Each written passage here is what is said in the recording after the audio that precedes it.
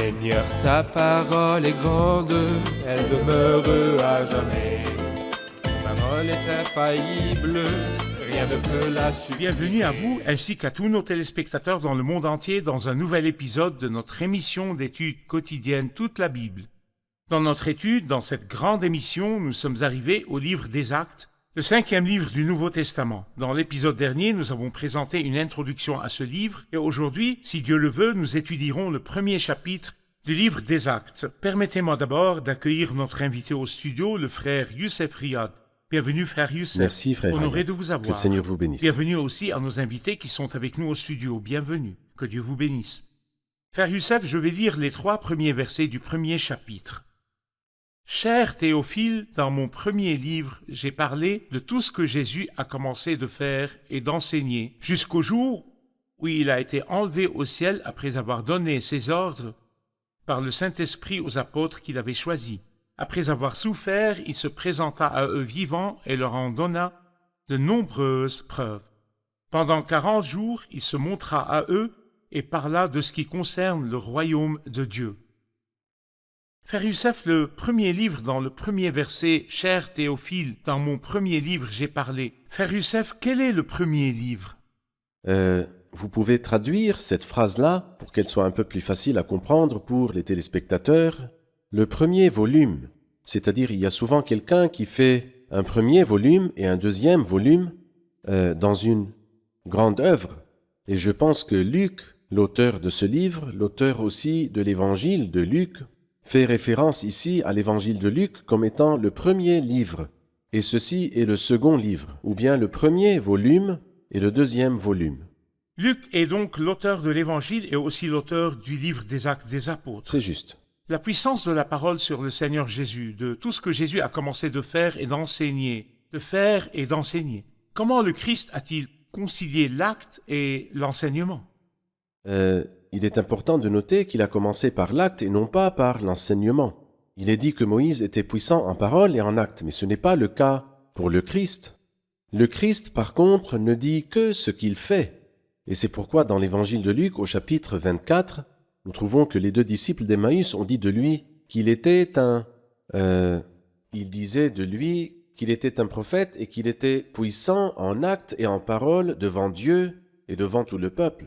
Et encore dans Actes chapitre 1, tout ce que Jésus a commencé de faire et d'enseigner. Il est très facile de parler, mais par contre, il est très difficile de vivre ce que je dis, mais le Christ n'est pas comme ça. Si le Christ a dit « aimez vos ennemis », il a aussi aimé ses ennemis. Et il n'a absolument rien dit qu'il n'ait pas vécu avant de l'enseigner. Luc poursuit en disant « jusqu'au jour où il a été enlevé au ciel ». La Bible nous dit que le Christ a été enlevé au ciel. Quand cela s'est-il produit? Après la croix et la résurrection. Beaucoup de gens croient que le Christ a été enlevé au ciel, Mais a-t-il été enlevé au ciel après la mort et la résurrection ou avant la mort et la résurrection? Non, nous avions essentiellement besoin de la mort du Christ et de sa résurrection.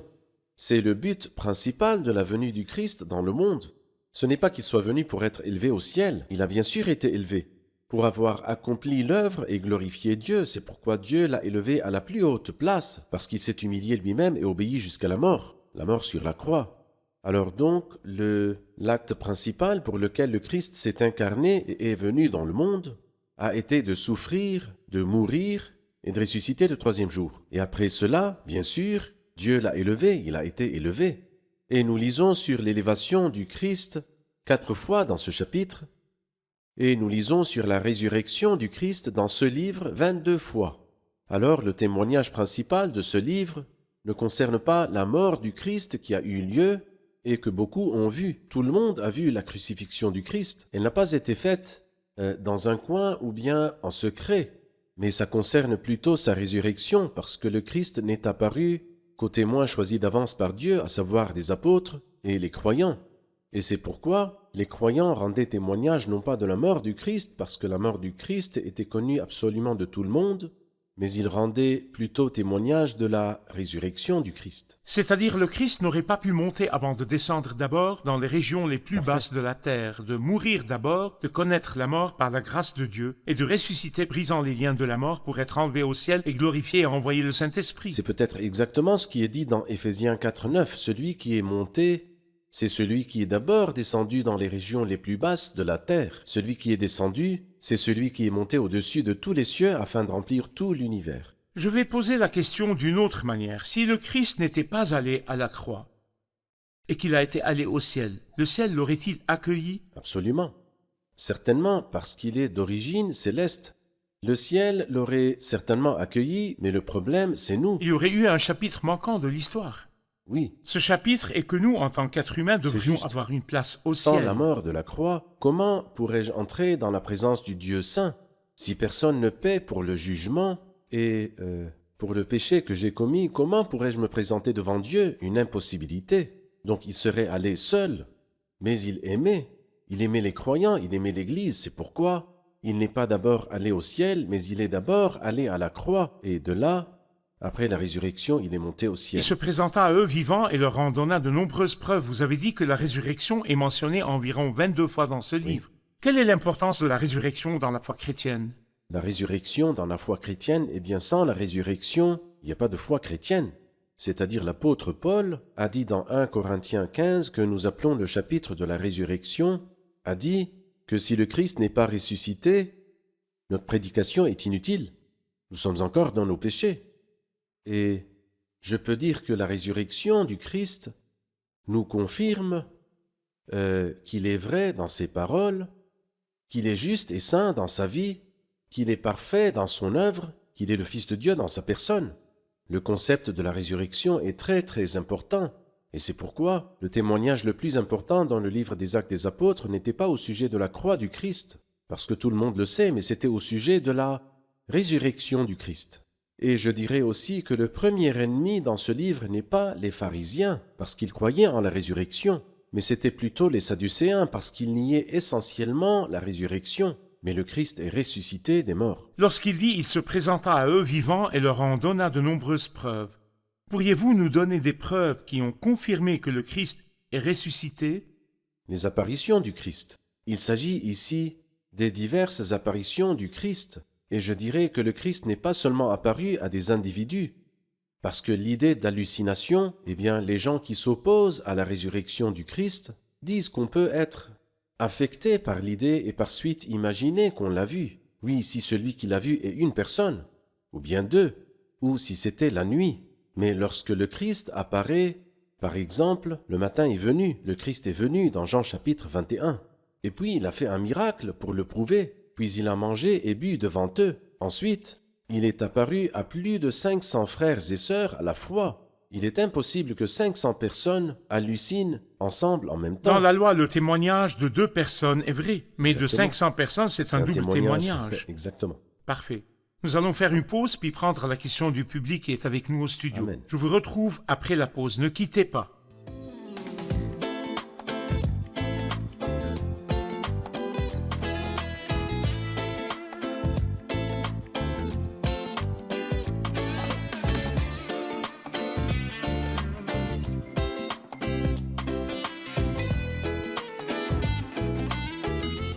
Nous revoici, chers téléspectateurs, pour prendre la question du public. Bienvenue. Qui va poser la question? Je voudrais poser une question. Qui est Théophile? Puis il dit, cher Théophile, dans mon premier livre, j'ai parlé. Le livre des Actes des Apôtres, est-il une rédaction ou une inspiration du Saint-Esprit? Merci de nous éclairer sur ce sujet, frère Youssef, d'autant plus que ce premier livre se réfère à l'évangile de Luc et qu'il poursuivra son discours dans le livre des Actes. Eh bien, je dirais tout d'abord que Théophile est un homme qui, selon l'évangile de Luc, occupait une position élevée. C'est pourquoi il appelle cher Théophile, ce qui équivaut de nos jours, par exemple, à Sa Majesté, son éminence, ou bien son excellence, etc. Ici, il omet le titre parce qu'il semble qu'il a perdu sa position officielle, mais qu'il a gagné quelque chose de bien plus grand.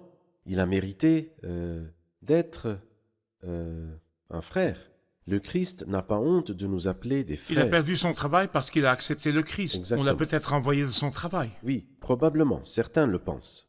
En ce qui concerne la rédaction, si nous revenons au chapitre 1 de l'évangile de Luc, nous trouverons quelque chose d'important. C'est qu'il y a une similitude entre la parole incarnée et la parole écrite. La parole écrite, la parole de Dieu, est composée de deux éléments, divins et humains. De même, le Christ a été conçu dans le sein de la Bienheureuse Vierge par l'Esprit Saint. Pourquoi fallait-il la Bienheureuse Vierge? Pour qu'il soit homme, pour qu'il soit l'être humain né de la femme. Le Christ est-il un être humain? Oui. Est-il seulement un être humain? Non. Qu'est-il alors? Il est Dieu et homme. Et de même, la Bible, la parole écrite, comporte-t-elle un élément humain? Oui. C'est pourquoi il dit dans l'évangile de Luc que plusieurs ont entrepris de composer un récit. Et là, cher Théophile, dans mon premier livre, j'ai parlé. C'est l'élément humain, mais est-ce que c'est seulement l'élément humain? Non. Il y avait l'élément divin, parce que c'est poussé par le Saint-Esprit que des hommes ont parlé de la part de Dieu.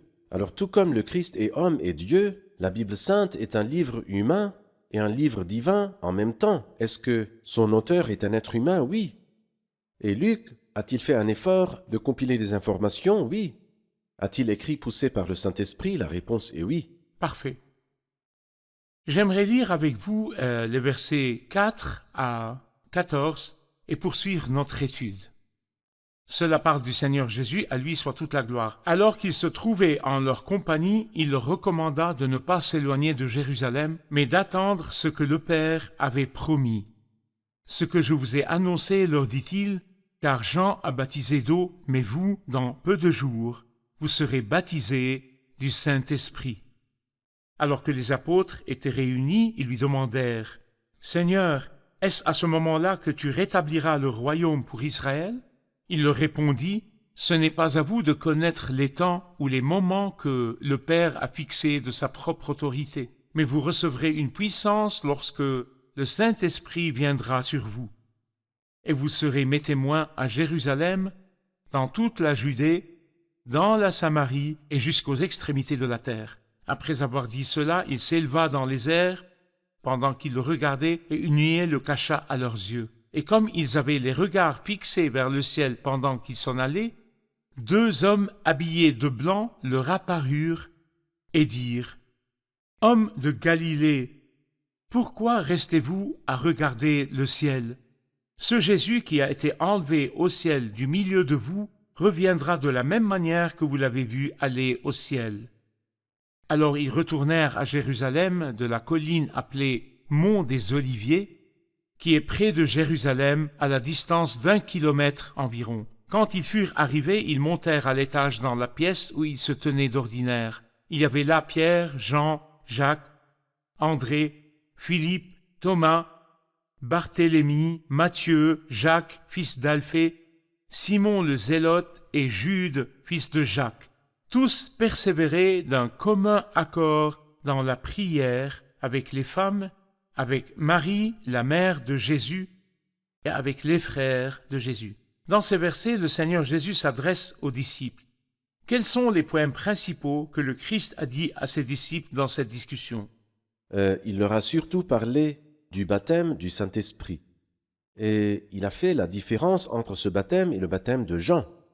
Le baptême de Jean-Baptiste séparait les disciples de la nation, tandis que le baptême du Saint-Esprit les reliait au Christ qui est dans la gloire. Quand ils lui ont demandé « C'est à ce moment-là que tu rétabliras le royaume pour Israël ?» il leur a dit de ne pas s'en préoccuper parce qu'il s'agit des temps et des moments que le Père a fixés de sa propre autorité. Mais préoccupez-vous d'autre chose, préoccupez-vous du témoignage. Il leur a dit « Vous serez mes témoins à Jérusalem, dans toute la Judée, dans la Samarie et jusqu'aux extrémités de la terre. » Et puis après cela, il nous parle de l'ascension du Christ au ciel et de la venue de deux anges venus du ciel afin d'annoncer aux disciples que le Christ reviendra comme cela de la même manière qu'ils l'ont vu aller au ciel. Lorsque le Seigneur Jésus est apparu aux disciples pendant 40 jours avant cette discussion, et ces 40 jours se répètent dans la vie du Seigneur, surtout au début de son ministère, quand il était dans le désert, pouvons-nous en tirer un enseignement? Les 40 jours sont mentionnés 12 fois dans la Bible sainte, mais comme vous l'avez déjà dit, 2 fois dans la vie du Christ et 2 fois dans la vie de Moïse, et il y a peut-être une similitude entre les deux 40 jours de Moïse et les deux 40 jours de Jésus. Je ne vais pas dire similitude, je vais dire un contraste. Alors, dans les premiers 40 jours de Moïse, l'échec du peuple a été prouvé lorsqu'il a enfreint la loi avant que la loi ne vienne à lui. Alors que le Christ a non seulement accompli la loi, mais son obéissance était plus grande et plus sublime encore. Et il a refusé de transformer les pierres en pain, bien que ça soit pas contraire à la loi, mais parce que Jésus ne faisait absolument rien sans l'ordre du Père. Quant aux derniers 40 jours dans la vie de Moïse, la gloire est apparue, mais une gloire passagère. Tandis que le Christ, après 40 jours, est entré dans la gloire éternelle, la gloire perpétuelle. Et nous avons tous, en tant que croyants, le privilège de contempler cette gloire même, sans voile sur le visage. Vous avez dit que l'une des choses dont le Seigneur, à lui soit toute la gloire, a parlé avec les disciples était ce que le Père avait promis. Oui. Que signifie ce que le Père avait promis? Y a-t-il une relation entre ce que le Père avait promis et rétablir le royaume pour Israël? Ce que le Père avait promis signifie le Saint-Esprit et la venue du Saint-Esprit. C'est justement l'idée de base que le Père enverra le Saint-Esprit. C'est ce que le Père avait promis. Quant au rétablissement du royaume pour Israël, la pensée des disciples était jusqu'alors étroitement liée à Israël. Donc il lui demande, est-ce maintenant? Nous ne voulions pas que tu sois crucifié, mais te voici crucifié et ressuscité. Est-ce le moment où tu rétabliras le royaume à Israël? Mais la réponse de Jésus était non. Le moment n'est pas encore venu, mais il viendra plus tard, selon les temps et selon les moments. Mais pour ce qui est du temps présent, vous êtes témoin d'un personnage céleste, pas pour établir un royaume sur terre, mais pour fonder une église liée à sa tête qui est au ciel. Vous avez dit qu'il a parlé du baptême du Saint-Esprit lorsque le Saint-Esprit descendra du ciel. Donnez-nous une définition générale du baptême du Saint-Esprit. Eh bien, je pense que l'analogie la plus claire, la définition la plus claire du baptême du Saint-Esprit se trouve dans 1 Corinthiens chapitre 12, verset 13, lorsque l'apôtre Paul dit « Nous avons tous été baptisés dans un seul esprit pour former un seul corps ». Alors donc le baptême du Saint-Esprit lie les croyants entre eux pour former un seul corps, le corps du Christ, ou plutôt il lie les croyants sur la terre à leur tête, qui est dans les cieux, pour former un seul corps de croyants sur la terre, un seul corps où il n'y a ni juifs ni non-juifs. Le Seigneur dit aussi au verset 8 « Mais vous recevrez une puissance lorsque le Saint-Esprit viendra sur vous. » Beaucoup considèrent le Saint-Esprit comme une force et non comme une personne. Donnez-nous des preuves bibliques que le Saint-Esprit est une personne, et en particulier qu'il est Dieu, un dans la Trinité. En fait, ce livre-là, d'une façon particulière et riche, en étudiant ce livre, nous trouverons de nombreuses preuves qu'il est une personne, et non pas seulement une personne, mais qu'il est Dieu. Je vous rappelle seulement, par exemple, Acte 5, lorsque Ananias a menti, en disant « Voici le prix auquel j'ai vendu le champ ».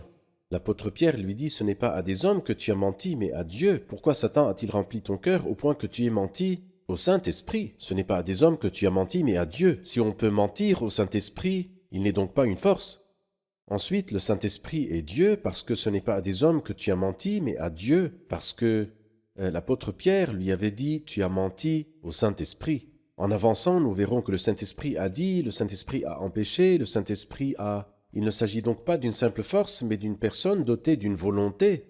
Et les épîtres, un peu plus loin, nous expliqueront cela davantage. Le Saint-Esprit est le facteur qui est entré dans l'équation et a changé le cours des événements dans le livre des Actes. C'est vrai. Nous allons faire une pause puis prendre la question des invités, si vous le permettez. Allez-y. Chers téléspectateurs, je vous retrouve après la pause. Ne quittez pas.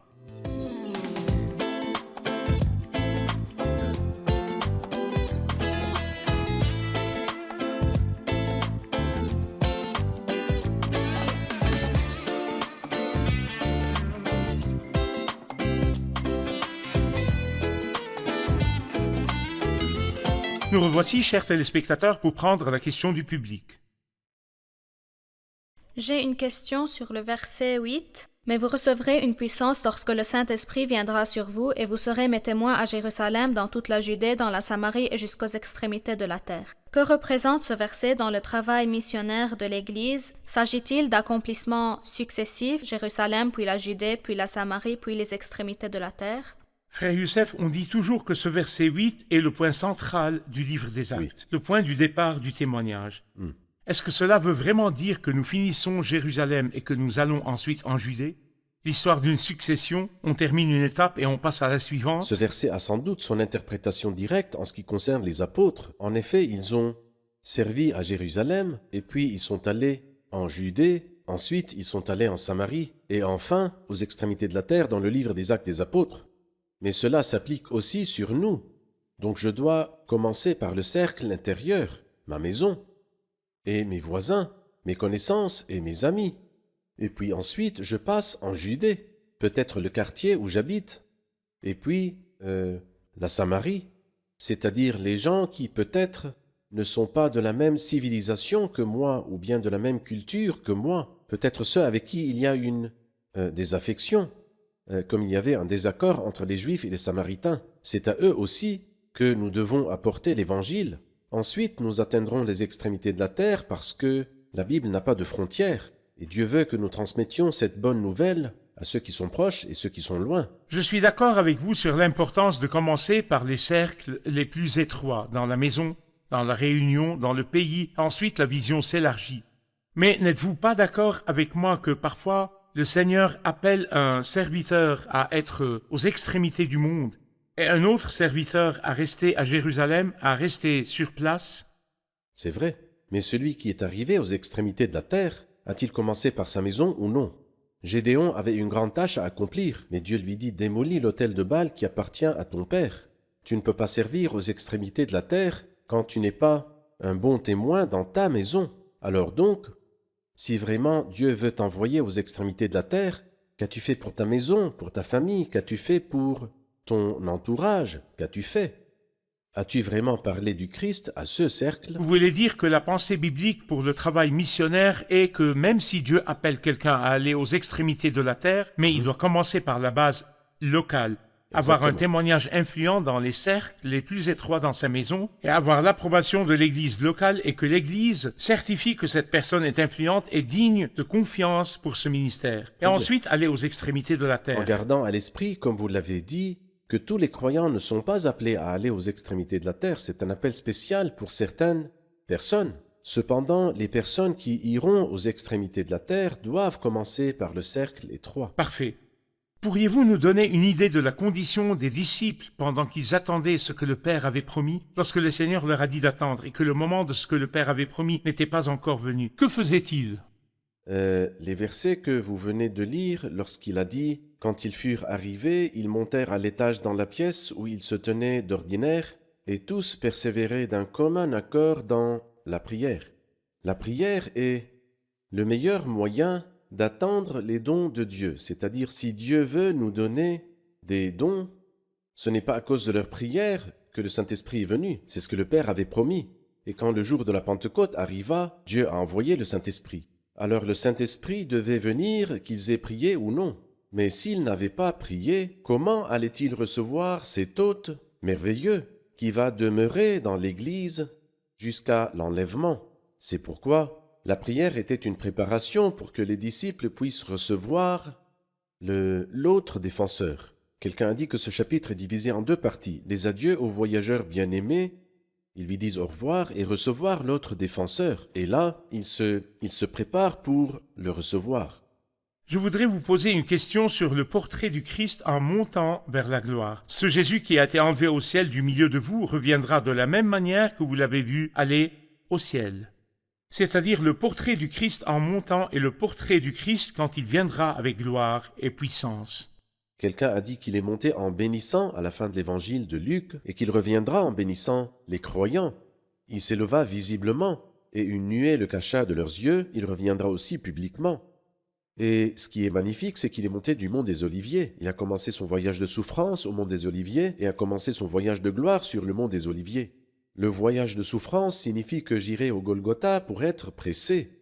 Et ici, il dit « Je m'en vais vers le Père pour vous envoyer le défenseur, l'Esprit défenseur. » Si le Christ n'avait pas été pressé, nous n'aurions pas eu d'huile. Et si le Christ n'était pas monté au ciel, le Saint-Esprit ne serait pas venu, il était impossible. En effet, l'Esprit Saint n'avait pas encore été donné parce que Jésus n'avait pas encore été élevé dans sa gloire. Vous avez dit qu'il a commencé son voyage de souffrance sur le mont des Oliviers Oui, et qu'il est monté au ciel depuis le mont des très Oliviers. bien. Le mont des Oliviers est-il également lié à la venue du Christ avec gloire et puissance, car il a dit qu'il reviendrait de la même manière que vous l'avez Si vu. l'on se réfère à la prophétie de Zacharie, chapitre 14, la Bible nous dit qu'il reviendra, que ses pieds se poseront sur le mont des Oliviers, que le mont se fendra et une grande vallée se formera. Il semble que c'est à cet endroit qu'il rassemblera les peuples afin de les juger. Le Christ est donc monté du mont des Oliviers, et à son apparition, selon Zacharie 14, il reviendra aussi sur le mont des Oliviers, et ses pieds se poseront sur ce mont. J'ai encore une question à vous poser afin de la décrypter pour les téléspectateurs. Lorsqu'il dit le mont des Oliviers qui est près de Jérusalem à une distance d'un sabbat, au verset 12, que signifie à une distance d'un sabbat? Les Israélites ne devaient pas parcourir de longues distances le jour du sabbat parce que c'était considéré comme du travail. Alors ils ont précisé la distance qu'un pieux juif pouvait parcourir le jour du sabbat sans dépasser la distance d'un sabbat. On dit que cette distance-là était d'environ 800 mètres. Alors donc, le voyage ne devait pas dépasser les 800 mètres. La chambre haute était donc près de Jérusalem à une distance d'un sabbat. Cela veut dire qu'elle n'était pas loin. Les Juifs savaient ce que signifiait la distance d'un sabbat, ce qui représente pour nous un peu moins qu'1 kilomètre. Parfait. Merci, frère Youssef. Que Dieu vous bénisse. Révisons l'épisode avec les jeunes qui sont avec nous. La première question. Que voulait dire Luc par l'expression « dans mon premier livre » ? Que signifie l'expression « cher Théophile, dans mon premier livre, j'ai parlé » ?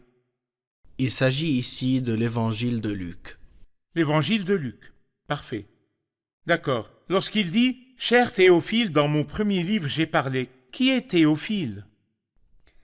Théophile est une personne haut placée et on dit qu'il a perdu son emploi à cause de sa connaissance du Christ. Lorsqu'il dit « cher Théophile, dans mon premier livre, j'ai parlé », nous avons sûrement appris qu'il s'agit de l'évangile de Luc. Cela ne nous fait-il pas penser à une rédaction humaine et non à une inspiration divine ? Tout comme le Seigneur Jésus était à la fois Dieu et à la fois homme, la Bible, lorsqu'elle a été écrite, comportait un élément humain et un élément divin. Donc, elle est la parole de Dieu, bien sûr. Dieu s'est servi des vases qui ont écrit l'inspiration, mais tous ont été poussés par le Saint-Esprit. Parfait. Que Dieu vous bénisse. Nous poursuivrons notre étude dans le prochain épisode. Merci, frère Youssef. Dans le prochain épisode, nous étudierons ensemble le chapitre 2, la descente du Saint-Esprit et la fondation de l'Église. Amen. Chers téléspectateurs, si le Christ vient, serez-vous dans le groupe qui ira au ciel avec lui ou dans le groupe qui se tiendra devant lui pour être jugé? Je vous rappelle que ce Jésus, qui a été enlevé au ciel du milieu de vous, reviendra de la même manière que vous l'avez vu aller au ciel. Je vous encourage à réfléchir et à déterminer votre position sur le Christ. Je vous revois dans le prochain épisode. Que le Seigneur soit avec vous.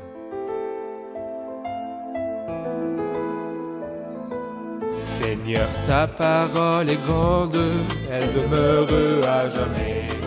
Ta parole est infaillible, rien ne peut la supprimer.